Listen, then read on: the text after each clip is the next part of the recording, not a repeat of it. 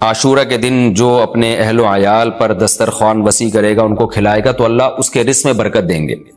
یہ روایت سند کے لحاظ سے کمزور ہے۔ بعض علماء کی رائے یہ ہے کہ اگرچہ کمزور روایت ہے مگر فضائل میں چلتی ہے، تو کوئی اچھی نیت سے دسترخوان وسیع کر دے، وسیع کر رہا ہے نا، کوئی یتیم کے منہ سے نوالا تو نہیں چھین رہا نا، کھلا ہی رہا ہے، تو اگر کوئی گھر والوں پہ اس دن اچھا کھلا دے گا تو اس میں کیا حرج ہے۔ بعض علماء کی یہ رائے ہے، وہ بھی اصحاب علم ہے۔ لیکن بندہ ایک کو ہمیشہ سے ایک اشکال رہا ہے کہ جب ایک بالکل بے غبار صحیح حدیث ہمارے سامنے موجود ہے تو اس کے مقابلے میں ایسی کمزور روایت کو ہم کس بیس پہ ترجیح دے سکتے ہیں؟ ہمارے سامنے جو بے غبار اور بالکل مستند حدیث ہے، جس کی سند پہ کوئی کلام نہیں ہے، وہ ہے روزہ، عاشورہ کے دن روزہ رکھنا چاہیے۔ روزہ اور دسترخوان آپس میں جمع نہیں ہو سکتے، یعنی عاشورہ کے دن جب آپ دسترخوان وسیع کریں گے تو روزہ کیسے رکھیں گے؟ تو بعض لوگوں نے یہ تعویل کی ہے کہ افطاری میں کر لیں آپ، تو افطاری میں تو 10 تاریخ نہیں رہے گی نا، 11 شروع ہو جائے گی، وہ تو 11 محرم ہو جائے گی۔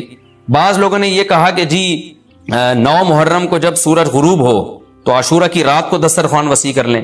تو حدیث کے ظاہر سے تو عاشورہ کا دن معلوم ہوتا ہے کہ جب عاشورہ والا دن شروع ہو چکا ہو، یعنی صبح صادق کے بعد، یعنی حدیث میں تکلفات کرنے پڑ رہے ہیں، اس کی تعویلات کرنی پڑ رہی ہیں۔ تو اس بارے میں علامہ ابن تیمیہ رحمہ اللہ کی رائے ہمیں بہت صحیح معلوم ہوتی ہے۔ انہوں نے یہ لکھا ہے کہ اصل میں ہوا یہ تھا کہ جب شیعہ حضرات نے عاشورہ کے دن کو منحوس سمجھنا شروع کر دیا کہ یہ منحوس دن ہے اور اس میں غم کا دن ہے، تو بعض سنیوں نے ان کے مخالفت میں نا اس کو خوشی کا دن منانا شروع کر دیا۔ یعنی ہوتا ہے نا، آپ کسی کی مخالفت میں حد سے تجاوز کرتے ہیں، تو انہوں نے خوشی کے دن کے لیے اس میں کھانے پینے کی روایتیں گڑھ لی، کھاؤ پیو کھلاؤ پلاؤ، تاکہ بالکل ان کی مخالفت ہو۔ تو حقیقت یہی معلوم ہوتا ہے کہ چونکہ صحیح حدیث میں روزے کا تذکرہ ملتا ہے اور روزہ اور کھلانا پلانا جمع نہیں ہو سکتے۔ اگر یہ جو دوسری عاشورہ کے میں کھانا کھلانے والی حدیث بھی بالکل بے غبار اور مستند ہوتی نا، تو ہم دونوں کو جمع کر کے تعویلات کر لیتے کہ جی افطار میں کھلا دو اور سارا دن روزہ رکھو، یا نابالغ بچوں کو دن میں کھلا دو اور بڑوں کو روزہ رکھوا دو، تو ہم تعویلات کرتے اگر یہ اسی ٹکر کی حدیث ہوتی۔ لیکن یہ کمزور حدیث ہے، تو اس کو اتنی صحیح مستند روایت کے مقابلے میں ہم کیسے لا سکتے ہیں؟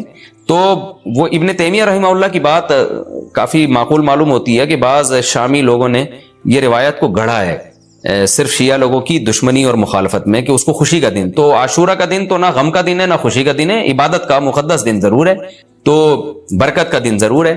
تو اس لیے اس میں صحیح بات یہی معلوم ہوتی ہے کہ یہ کھلانا پلانا والا جو روایت ہے یہ ہمیں صحیح معلوم نہیں ہوتی۔ روزہ رکھیں، اور افطاری میں تو ویسے ہی دسترخوان وسیع کرنا چاہیے، افطاری میں سموسے پکوڑے جلیبیاں بچوں کو کھلائیں تاکہ ان کو روزہ رکھنے کی اور زیادہ حوصلہ افزائی ہو۔ تو اس لیے ہماری رائے اس میں یہی ہے کہ عاشورہ کے دن بس روزہ ہی کی فضیلت ہے، دسترخوان والی بات ہمیں ٹھیک معلوم نہیں ہوتی، کیونکہ اس کے مقابلے میں جو ہے نا، دسترخوان والی حدیث کے مقابلے میں زیادہ صحیح حدیث ہے جو روزہ تو کھانا پینے سے اجتناب کا نام ہے، اور افطاری میں تو ویسے ہی آدمی کھا لیتا ہے، وہ اس کے لیے پھر ضرورت نہیں ہے الگ سے ہمیں کسی روایت کی۔ اچھا بھائی، اور بھی محرم کے حوالے سے لوگ سوال پوچھتے ہیں، کالے کپڑے بھی ہو گئے، اور کیا رہ گیا بھائی؟ حلیم رہ گیا۔ حلیم محرم میں حلیم بھی بناتے ہیں لوگ، تو بے اصل چیز ہے، بدعت ہے، کوئی ثواب سمجھ کے کریں گے بدعت ہے۔ بعض لوگ کہتے ہیں ہم ثواب سمجھ کے نہیں کر رہے، ویسے ہی سب بنا رہے ہیں تو ہم بھی بنا رہے ہیں، تو بدعت کی تائید تو ہو رہی ہے نا۔ آپ پورا سال پڑا ہے حلیم کھانے کے لیے، آپ کو کیا مصیبت ہے کہ آپ محرم ہی میں دیکھ پکائیں؟ پورے سال کیوں نہیں پکا رہے تھے آپ؟ تو جب ایک رسم معاشرے میں غلط رسم پھیل جاتی ہے تو اس کا بائیکاٹ کرنا چاہیے، تو آپ نہ بنائیں، کسی اور مہینے میں بنا لیں۔ آپ تو پوری رات دیگیں چل رہی ہوتی ہیں، مذہب کے نام پہ تو یہ کام نہ کیا جائے نا۔ اور جو لوگ کہتے ہیں مذہب کے نام پہ نہیں کر رہے، ہم تو ویسے انٹرٹینمنٹ کر رہے ہیں، تو یار کسی اور دن کر لو بھائی، تم پورا سال پڑا ہوا ہے نا، ہم نے کب کہا ہے کہ آپ دیگیں نہ پکائیں؟ آپ پکائیں، پوری رات گھوٹے لگائیں، اس میں کسی اور دن کر لیں آپ۔ اس لیے اسلام کو بچائیں خرافات سے، اسلام کو ہمارے ذمے ہے کہ ہم اسلام وہی ہے جو نبی لے کر آئے، الیوم اکملت لکم دینکم واتممت علیکم نعمتی ورضیت لکم الاسلام دینا۔ اللہ کہتے ہیں آج کے دن میں نے دین مکمل کر دیا۔ جب یہ آیتیں نبی پہ نازل ہو گئیں تو اس میں حلیم نہیں تھا، محرم کا حلیم، دین مکمل ہو چکا، اس کو رہنے دیں آپ۔ اور پھر وہی ہے کہ جب آپ روزہ رکھیں گے تو حلیم کھائیں گے کس وقت؟ رات کو آپ کھائیں گے تو رات کو تو ویسے ہی کم کھانا چاہیے، سونے کے لیے اللہ نے رات بنائی ہے، کھانے پینے کے لیے تھوڑی بنائی ہے رات۔ دن میں آپ نے روزہ رکھنا ہے، تو یہ روزے سے بھی میچ نہیں کر رہا یہ جو حلیم ہے نا، اس لیے اس سے اجتناب کریں، ایوائڈ کریں۔ جو گلی کے لوڑے لپاڑے بنا رہے ہوتے ہیں ان کو محبت سے سمجھا دیں، یار اگلے دن بنا لو، باز آ جائے ٹھیک ہے، نہیں تو پھر نکل لیں آپ پتلی گلی سے، الجھے نہیں لوگوں سے۔ تو یہ محرم کے حوالے سے کچھ باتیں تھی بھائی۔ نبیل بھائی کوئی بات رہ تو نہیں گئی ہے آپ کے ذہن میں ہو تو بتا دیں، تاکہ یہ تو لوگوں نے جو سوال پوچھے تھے اس کے جواب تو میں نے دے دیا. آپ کے ذہن میں بھی کوئی سوال ہو تاکہ ٹاپک کمپلیٹ ہو جائے. محرم میں جھاڑو لگانا جائز ہے؟ جھاڑو سے کیا ہوتا ہے؟ یہ کہہ رہے ہیں وہ لوگ کہتے ہیں محرم میں جھاڑو نہیں لگانی چاہیے. اچھا, محرم میں مرثیہ سننا اور غم منانا اور رونا, سینہ پیٹنا, نبی صلی اللہ علیہ وسلم نے تو گریبان چاک کرنے والوں پہ لعنت کی ہے. بخاری مسلم کی روایتیں موجود ہیں. لیس منا من شق الجیوب, جو گریبان پھاڑتا ہے وہ ہم میں سے نہیں ہے. تو یہ سینہ پیٹنا, نوحہ کرنا, نیاحہ پر تو بخاری مسلم کی صحیح احادیث موجود ہیں نوحہ پر کہ یہ حرام ہے, ناجائز ہے, اس لیے ہم اس کو جائز نہیں سمجھتے. ہم یہ کہتے ہیں کہ سیدنا حسین ابن علی رضی اللہ تعالیٰ عنہ کی تعلیمات کو فالو کریں. آپ تعلیمات تو زیرو ہیں, ہم ان کی تعلیم, ان کی تو اتنی بڑی داڑھی تھی سیدنا حسین ابن علی رضی اللہ تعالیٰ عنہ کی, وہ تو سخی تھے, وہ تو غیرت مند تھے. آج ہمارے یہاں سے غیرت ختم ہو گئی ہے. بہنوں کی وراثتیں کھا کے بیٹھے ہوئے ہیں ہم لوگ, اور انہی وراثتوں سے عمرے بھی ہو رہے ہوتے ہیں وراثت کھا کے.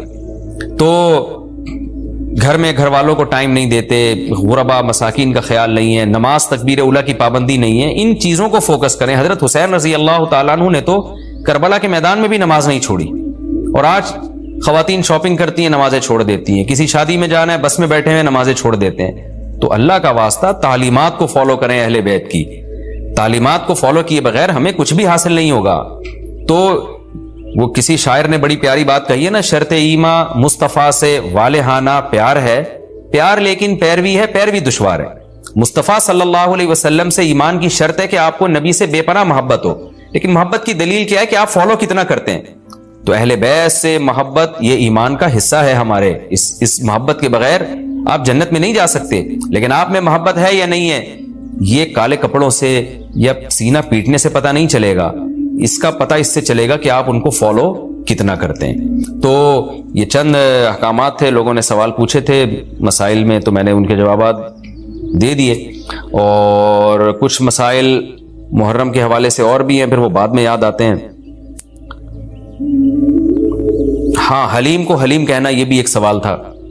لوگ کہتے ہیں کہ جی حلیم اللہ کا نام ہے, تو کھانے پینے کی چیز کو ہم حلیم کیوں کہتے ہیں؟ دیکھیں, جب اللہ کے لیے لفظ حلیم استعمال کیا جاتا ہے اس کا مفہوم کچھ اور ہوتا ہے, جب دیکھ کے لیے استعمال کیا جاتا ہے اس کا مفہوم کچھ اور ہوتا ہے. تو اس میں کسی کا تصور بھی نہیں جاتا کہ میں اللہ کا نام لے رہا ہوں. یہ بالکل ایسے ہی ہے جیسے اردو میں صلواتوں کا مفہوم کچھ اور ہے. ہم کہتے ہیں اتنی صلواتیں سنا کے چلا گیا, حالانکہ صلوات تو درود کو کہتے ہیں اور نماز کو بھی کہتے ہیں صلات. تو اب کیا یہ لفظ استعمال جائز نہیں ہوگا؟ ظاہر ہے جائز ہے. اردو میں اس کا مفہوم کچھ اور ہے, عربی میں اس کا مفہوم کچھ اور ہے. بلکہ بعض دفعہ ایک ہی زبان میں ایک لفظ دو مختلف معنوں کے لیے استعمال ہو رہا ہوتا ہے, تو اس میں کوئی بھی پابندی نہیں لگاتا. جاریہ عربی میں باندی کو بھی کہتے ہیں, جاریہ عربی میں کشتی کو بھی کہتے ہیں, اور جو ہے اس طرح کی اور بہت ساری مثالیں ہمیں ملتی ہیں کہ ایک ہی لفظ مختلف معنوں کے لیے استعمال ہو رہا ہے. عین عربی میں آنکھ کو بھی کہتے ہیں, عین عربی میں گھٹنے کو بھی کہتے ہیں, عین عربی میں جاسوس کو بھی کہتے ہیں, عین عربی میں چشمے کو بھی کہتے ہیں, عین عربی میں سورج کی ٹکیا کو بھی کہتے ہیں, عین عربی میں سونے کو بھی کہتے ہیں. تو اس طرح بہت سارے نام مختلف معنوں میں استعمال ہوتے ہیں. موسیٰ کا جو لفظ ہے عربی میں اس طرح کو کہتے ہیں بلیڈ, جس سے حلق کیا جاتا ہے نا, حاجی لوگ جو سر منڈواتے ہیں اس کو موسیٰ کہتے ہیں. حالانکہ موسیٰ جو ہے حضرت موسیٰ علیہ السلام کا نام بھی ہے. لیکن جو عربی جو جانتا ہے, جب وہ بلیڈ کے لیے موسیٰ کا لفظ استعمال کرے گا تو اس کے ذہن میں حضرت موسیٰ کا تصور ہی نہیں ہوگا. اور جب حضرت موسیٰ علیہ السلام کے لیے موسیٰ کا لفظ استعمال کرے گا تو بلیڈ کی طرف اس کا دماغ ہی نہیں جائے گا. تو اس لیے یہ بالکل مضبوط بات نہیں ہے کہ حلیم چونکہ اللہ کا نام ہے لہذا وہ دیکھ کے لیے استعمال نہ کیا جائے. جب اللہ کا نام ہے تو اس میں دماغ ادھر نہیں آتا دیکھ کی طرف. جب دیکھ کے لیے استعمال کیا جاتا ہے تو اللہ کی طرف ذہن نہیں جاتا. یہ بالکل ایک الگ الگ معنی میں استعمال ہوتا ہے. تو اس لیے اتنا تکلف نہیں کریں جتنی جو لا تشددوا فیشدد اللہ علیکم. صحیح حدیث ہے, اللہ نے نبی نے فرمایا اپنے اوپر خامخواہ کی پابندیاں مت لگاؤ, ورنہ اللہ بھی لگانا شروع کر دے گا. اللہ بھی تمہارے اوپر پابندیاں لگائے گا. اللہ کیسے لگائے گا؟ یعنی اللہ بھی تمہیں مشکل میں ڈال دے گا. تو جتنا ہمیں اجازت دی گئی ہے اس کے اندر رہنا چاہیے ہمیں, اور خام میں ایسی کھود کریت کر کے اپنے اوپر پابندیاں لگواتے چلے جانا مشکل ہو جائے گا نا. اب حلیم ہی مشہور ہو گیا ہے, تو اب آپ اس کو کیسے دلیم بولیں گے؟ وہ کچھ اور نہ اٹھا کے دے دے آپ کو. تو اس میں کوئی حرج نہیں ہے کہ کیونکہ لغت بتاتی ہے, زبان بتاتی ہے کہ کس وقت کس لفظ کا کیا معنی ہے. اس میں کوئی حرج نہیں ہے اگر آپ یہ حلیم کو حلیم ہی کہیں, کوئی گناہ نہیں ہے انشاءاللہ اس میں. اچھا, بعض لوگ یہ بھی کرتے ہیں, یہ کسی نے سوال پوچھا ہے, یہ ہمارے کیمرہ مین نے ہی پوچھا ہے, نبیل بھائی نے, کہ مجھے تو یقین نہیں آ رہا کہ ایسا بھی کرتے ہیں، لیکن یہ بتا رہے ہیں کہ بہت سارے سنی حضرات یہ کرتے ہیں کہ محرم میں امام بارگاہوں میں جا کے منتیں مانتے ہیں اور پھر اگلے سال ان منتوں کو پورا بھی کر رہے ہوتے ہیں جو بھی انہوں نے منتیں مانی ہوتی ہیں. تو دیکھیں یہ بھی حرام اور ناجائز عمل ہے. منت کے لیے کوئی دن مہینہ متعین نہیں ہے، جب چاہے جہاں چاہے منت مان سکتے ہیں. اور منت کی حقیقت کیا ہے کہ اس کی ورڈنگ کیا ہے، اس کے لیے کسی جگہ نہیں جانا جائز ہے، بلکہ اس کے یہ کہ جہاں بھی آپ ہیں آپ یہ الفاظ کہہ سکتے ہیں کہ اے اللہ اگر میرا یہ فلاں کام ہو گیا تو میں اتنے پیسے صدقہ کروں گا. اے اللہ اگر میرا یہ فلاں کام ہو گیا تو میں اتنے روزے رکھوں گا. اے اللہ اگر میرا مریض ٹھیک ہو گیا یا میری بیماری ٹھیک ہو گئی تو میں اتنی رکعت نماز پڑھوں گا. اس طرح کی منتیں ماننا جائز ہے. اس کے لیے امام بارگاہ یا مسجد یا کسی مزار پہ جانا حرام ہے. خوب سمجھ لیں، یہ گھر بیٹھے بیٹھے ہو سکتا ہے، یعنی اس کا کوئی جگہ شریعت نے منت کے لیے متعین نہیں کی ہے. اسپیشل اس کام کے لیے آپ مسجد جا رہے ہیں کہ یہ سوچ کے کہ وہاں جا کے منت مانوں گا تو شاید منعقد ہوگی، ایسا نہیں ہے. منت کہیں بھی ہو جاتی ہے. ہاں کوئی مسجد میں نماز کی نیت سے جائے کہ 2 رکعت پڑھ کے اللہ سے دعا مانگوں گا تو ایک الگ بات ہے، اس کے لیے مسجدیں ہیں. تو مزار تو اس کے لیے بھی نہیں ہے، وہ تو وہاں تو بالکل ہی حرام ہے. تو اس لیے آپ بدعت کی تائید میں امام بارگاہ جاتے ہیں اور وہاں منتیں مانتے ہیں تو یہ حرام ہے، ناجائز ہے. اس سے منت پوری نہیں ہوگی بلکہ الٹا اللہ کی طرف سے عذاب آ سکتا ہے آپ کے اوپر، کیونکہ اللہ نے جو کام جس طرح سے بتایا اسی طرح سے ہوگا. تو منت کا اصل طریقہ کیا ہے کہ عبادت کی نظر، اس کو عربی میں نظر کہتے ہیں، نظر. تو قرآن نے کہا ہے کہ یوفون بالنذر ویخافون یوما کان شرہ مستطیرا. ہمارے نیک بندے جب کوئی نظر مانتے ہیں تو اس کو پورا کرتے ہیں. اللہ نے جب کام کر دیا تو وہ نظر پھر آپ پوری کریں.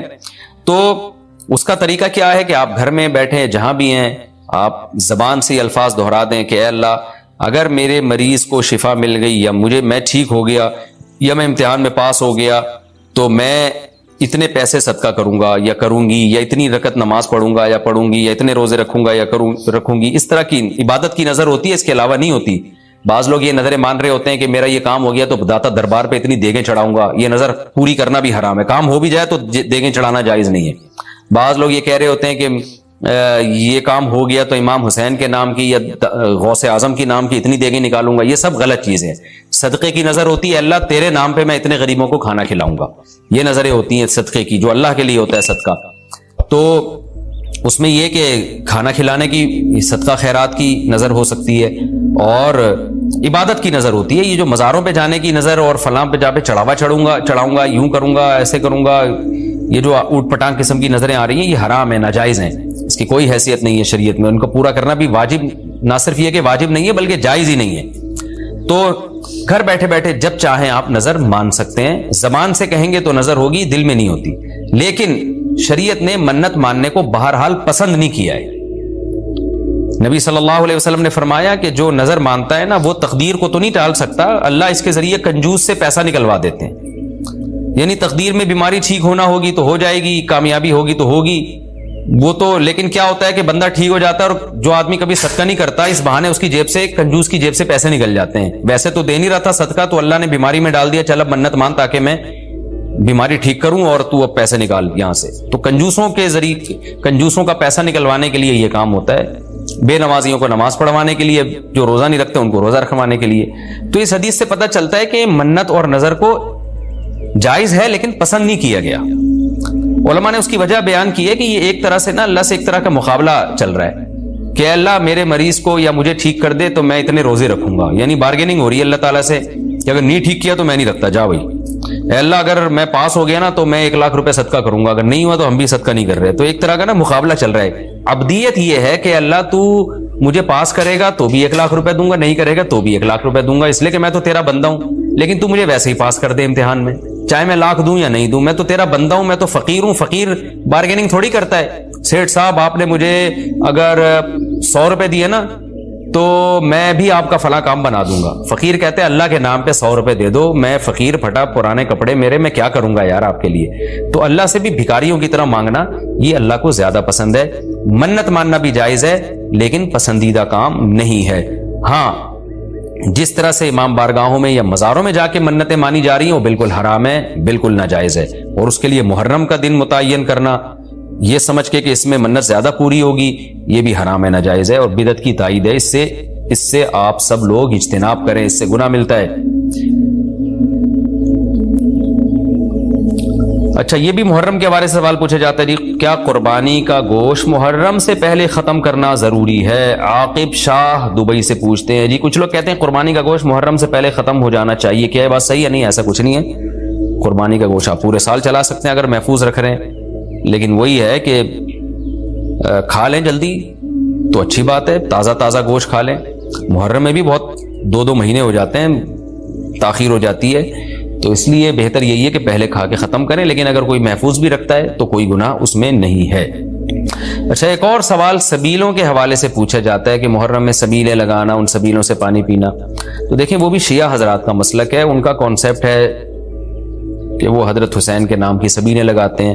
میں بار بار کہہ رہا ہوں کسی کو چھیڑے نہیں، اپنا مسلک چھوڑے نہیں، دوسرے کو چھیڑے نہیں، یہ میں اہل سنت والجماعت کے لیے مسائل ریکارڈ کروا رہا ہوں کہ ہمارے لیے کسی بھی چیز کے جائز اور ثواب ہونے کے لیے دلیل کی ضرورت ہے، دلیل قرآن و سنت ہے، صحابہ ہیں، تو ہمیں نہ اہل بیت سے اس کا کوئی ثبوت ملتا ہے، نہ صحابہ سے، نہ قرآن و سنت سے کہ محرم میں صحابہ نے سبیلیں لگائیں۔ حضرت حسین رضی اللہ تعالیٰ عنہ کی شہادت کے بعد اہل بیت میں سے کسی نے سبیلیں لگائی ہوں یا انہوں نے سبیلیں لگانے کا حکم دیا ہو، کہیں بھی نہیں ملتا۔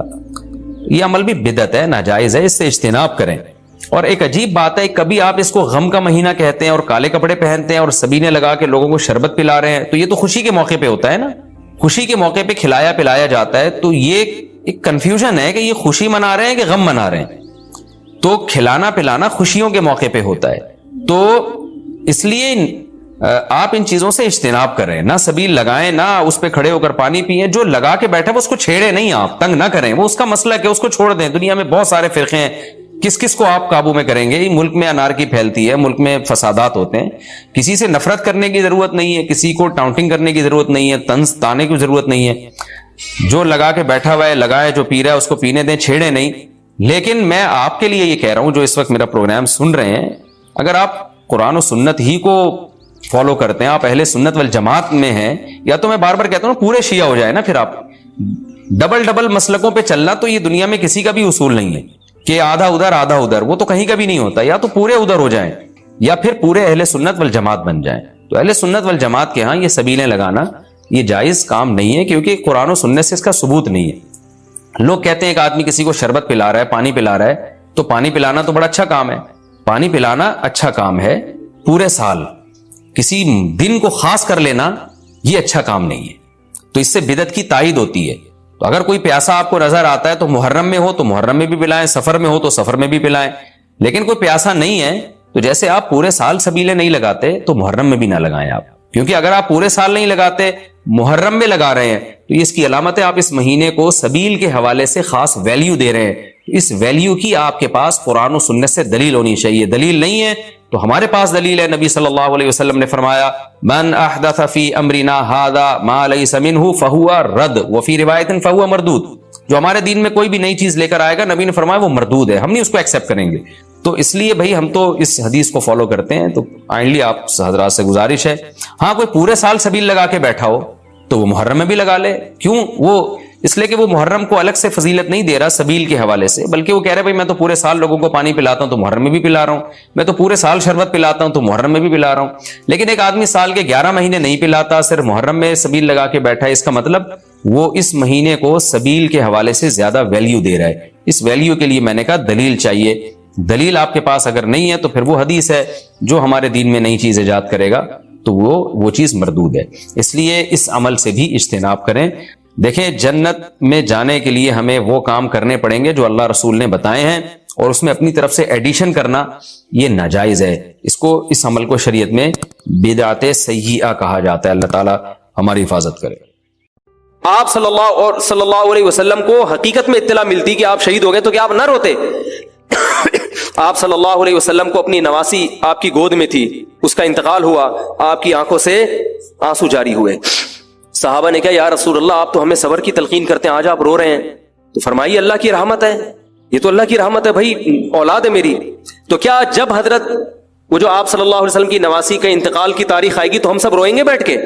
بولو نا بھائی، تو کہاں کی کہاں لگا دیتے ہیں۔ دیکھو ہر بدعت کو جائز کرنے کے لیے نہ کچھ دلیل ہر ایک کو مل جاتی ہے۔ تو میں بار بار کہتا ہوں جو شیعہ حضرات ہیں ان کا مسلک ہے، وہ تو صحابہ کو نہیں مانتے، تو ان کا جو مسلک ہے ان کو کرنے دیں، ان کے کام میں ٹانگ نہ اڑائیں۔ نہ ان سے بحث کریں, نہ ان کے کام میں ٹانگ اڑائیں. بولے بھائی آپ کا مسلک ہے, آپ کریں. میں کہتا ہوں جو سنی لوگ ہیں جن کے اصول ہی الگ ہیں ان سے, وہ یہ سب کیوں کر رہے ہیں؟ بھائی یا تو ادھر ہو جاؤ, شیعہ بن جاؤ. کس نے روکا ہے؟ کوئی گورنمنٹ کی طرف سے پابندی تھوڑی ہے, کوئی پابندی نہیں ہے. آپ شیعہ بن جائے, کوئی نہیں روکے گا آپ کو. کوئی شیعہ سنی بننا چاہے اسے کوئی نہیں روکتا, کوئی سنی شیعہ بننا چاہے اسے کوئی نہیں روکتا.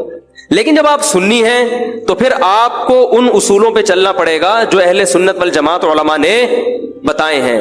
اہل سنت والجماعت کے ہاں رونا عبادت نہیں ہے. ہاں آپ نے کسی دن کربلا کا واقعہ سنا, چاہے محرم میں سنا, ربیع الاول میں سنا, حضرت حسین رضی اللہ تعالیٰ عنہ کی ایک جو دردناک شہادت کا واقعہ آپ نے سنا, آپ کو رونا آ گیا, تو یہ عین ایمان کی علامت.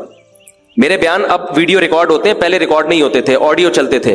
تو میں نے 2 دفعہ زندگی میں پہلی دفعہ جب یہ واقعہ بیان سنا, بیان کے دوران میں بھی رو رہا تھا اور سننے والے بھی رو رہے تھے. نیچرلی آ گیا رونا. پھر دوبارہ میں نے یہ واقعہ بیان کیا, مجھے بھی رونا آ گیا اور سننے والوں کو بھی آ گیا. یہ نیچرل جو آ گیا آ گیا. لیکن اگر میں اس لیے بیٹھوں کہ میں روؤں, آج میں پروگرام ہے باقاعدہ, بولو بھائی, رونے کا, اور آپ کو بھی رلاؤں گا, اور وہ محرم کا واقعہ میں اگر ربیع الاول میں بیان کروں گا تو رونا آ گیا مجھے. تو جو خود سے کسی کا واقعہ سن کے رونا آ جائے اس پہ پابندی نہیں ہے, بلکہ اہل بیت سے محبت کی علامت ہے. لیکن یہ واقعہ جب ہم نے بیان کیا حضرت حسین کا تو مجھے رونا آیا. بالکل اسی طرح رونا جب حضرت عثمان کا واقعہ بیان کیا تو بھی آیا. ظلم تو ان پر بھی ہوا تھا, کوئی کم تھوڑی ہوا تھا.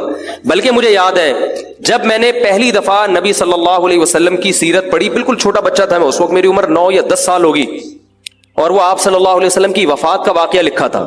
تو اتنے بچے میں تو اتنی سمجھ نہیں ہوتی, لیکن جب مجھے یاد ہے میں پڑھ رہا تھا تو مسلسل آنکھوں سے آنسو بہ رہے تھے. ایسا دردناک واقعہ نبی صلی اللہ علیہ وسلم کی وفات کا. تو وہ تو کسی کے بھی وفات کی خبر جب ہم سنتے ہیں تو نیچرلی رونا آتا ہے انسان کو. کبھی وہ انسان کوشش تو برداشت کرنی چاہیے. لیکن اب ہمارے ہاں واقعات سنا کے باقاعدہ رونے کے پروگرام ہوتے ہیں. یہ اسلام کی تعلیمات نہیں ہے, یہ اسلام کی تعلیمات نہیں ہے. کیونکہ اسلام میں صبر کا حکم ہے. جو خود سے رونا آ جائے نا انسان کو تو وہ ایک نیچرلی ہے. اور کربلا کا واقعہ صرف اس نیت سے بیان کرنا کہ تاکہ میں بھی روؤں آپ بھی رو, یہ غلط ہے. اہل سنت والجماعت کے ہاں یہ اسلامی تعلیمات کے منافی ہے. سمجھ میں آ رہی ہے بات کہ نہیں آ رہی؟ اور کسی مخصوص دن کے ساتھ تو ویسے بھی خاص نہیں ہے یہ. اور ویسے بھی شریعت میں صحیح بخاری مسلم کی حدیث ہے, آپ صلی اللہ علیہ وسلم نے نوحہ کرنے والی عورتوں پہ لعنت. نیاحہ کہتے ہیں چیخنا, چلانا. آپ کو پتا ہے زمانے جاہلیت میں جب کسی کی میت ہوتی تھی تو باقاعدہ پیسے دے کے عورتوں کو رلوایا جاتا تھا, پیسے دے کے. آج بھی بہت جگہوں پہ یہ ہو رہا ہے, پیسے دے کے رلوایا جاتا ہے. تو نبی نے تو ان عورتوں پہ لعنت کی ہے جو فری میں روتی ہیں, پیسے دے کے نہیں, جو فری میں میت پہ روتی ہیں. اور چیخ چلا کے رونا تو ویسے ہی حرام ہے اسلام میں. میت پہ جب بھی نبی صلی اللہ علیہ وسلم روئے ہیں آپ کی آنکھوں سے آنسو, بس چیخ چلا کے نہیں روئے ہیں. حضرت جعفر طیار بھی تو اہل بیت میں سے تھے. جب شہید ہوتے ہیں آپ کی 4 جوان بیویاں بیوہ ہوتے ہیں, چھوٹے چھوٹے بچے یتیم ہو جاتے ہیں, تو ان کی بیویاں جب روتی ہیں تو گھر سے باہر آواز آتی ہے. آپ نے پہلی دفعہ سمجھایا جا کے کہ ان سے بولو اپنی آوازوں کو پس کرو. جب دوبارہ تو آپ نے فرمایا منہ پہ خاک پھینک دو جا کے. حالانکہ ان کا جو رشتہ حضرت جعفر طیار سے تھا وہ ہمارا نہیں ہے, ہم تو بہت دور کے ہیں. اہل بیت سے جو جتنا ان کی بیویوں کا رشتہ ہے اتنا تو ہمارا نہیں ہے نا. ان کو چیخ کے رونے کی اجازت نہیں دی. اور آج ہمارے ہاں کیسے ہوتا ہے, ہاں ہو چیخ رہے ہیں, پیٹ رہے ہیں. گریبان چاک کرنا اسلام میں حرام ہے, روتے ہوئے گریبان چاک کرنا, اس پہ لعنت ہے نبی صلی اللہ علیہ وسلم کی.